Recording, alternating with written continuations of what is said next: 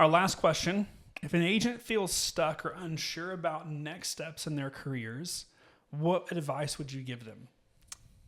Know that you're going to have to make a change. I think that's kind of been like the overarching theme of all of these, like back to question number one is like, make the change.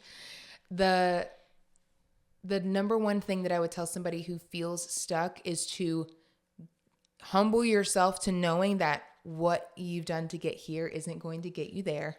You're going to have to make a change.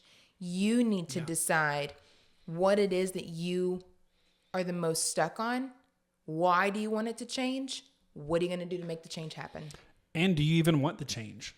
Like, do you want what comes next? Yeah, absolutely. I mean, I think there's you really a lot of have people to want who, it to go after the hard things. Yes, I agree. That's what I was going to say. Like, for some people, the answer is a much difficult realization than for others. Like, it might be someone who's been in the business for a long time that steps out because they've lost their finesse.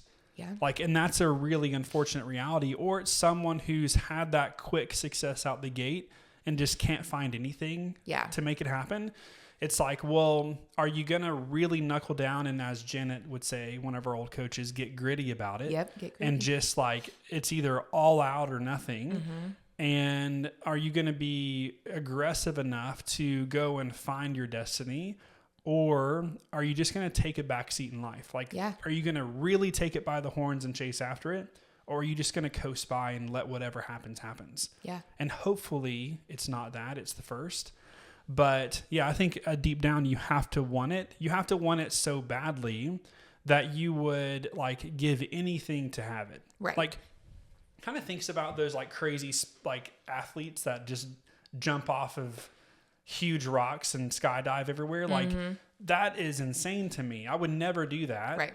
But something inside of them is chasing that next thing, that next adrenaline rush. And for someone new or even experienced in the business, are you having that jolt of adrenaline? Right. And if you're not, you got to find it somewhere.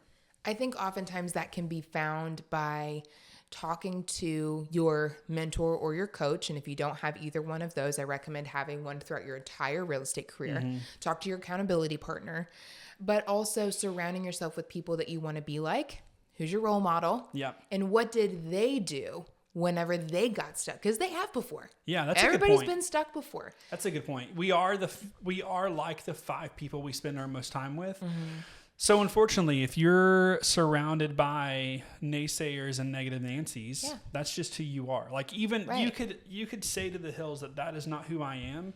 But if your 5 closest people are pessimistic, well, I'm sorry to say that you're a pessimistic person too. You are more likely to say, yep, you're right, I can't do that, than someone who is surrounding themselves. Because it doesn't always happen naturally. Sometimes you have to break out of whatever group that you're in and find the right people. And the right people will say, that's what you're going after? How do I help? Yeah, I love that. Okay, Allison, so if you had to give some final thoughts to the listener out there listening today, what would you want to share with them? I would want to share that we are more than ever before in a skills-based market that requires you to buckle down, make changes in what you have been doing in the real estate industry so far. Even if you're just now starting out, what you're thinking is probably not exactly accurate. And consider finding that support that you really need to be successful in this business. I agree completely. Okay. That was our episode of The Competitive Edge. All of our information will be down. Please shoot us a comment. Yep. Share it with some other agents. Ask us questions. I would hate for you to have listened to this almost hour-long talk. And if that's you, God bless you. Yeah.